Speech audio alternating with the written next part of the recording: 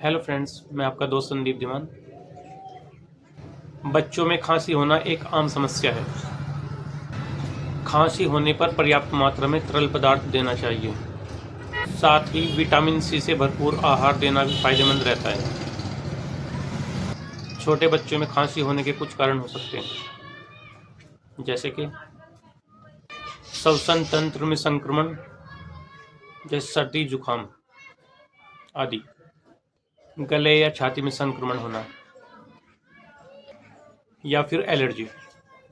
इन कुछ कारणों से छोटे बच्चे में खांसी की समस्या आ सकती है।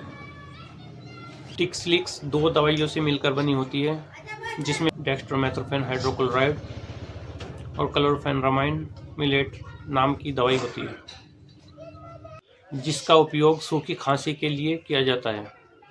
यह गले में जलन, छींकने और नाक बहने से होने वाली खांसी का एक अस्थायी उपाय है।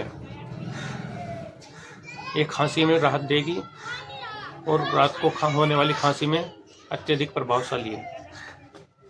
इस दवाई का उपयोग 3 महीने से कम उम्र के बच्चे के लिए नहीं होता है। यह 3 महीने से 5 साल तक के बच्चे के लिए अत्यधिक उपयोगी दवाई है। यह बिना किसी दुष्प्रभाव के हल्का आराम सुनिश्चित करने के लिए एक चीनी रहित सिरप है। यह एक एंटीट्यूसिव वर्ग से संबंधित सिरप है। इसकी आदत नहीं पड़ती। टिक्सलिक्स सिरप का किसी प्रकार का कोई दुष्प्रभाव नहीं होता। टिक्सलिक्स सिरप की मात्रा 3 महीने से 5 साल तक के बच्चे के लिए यह मात्रा अलग अलग हो सकती है। यह दिन में 3-4 बार दी जा सकती है।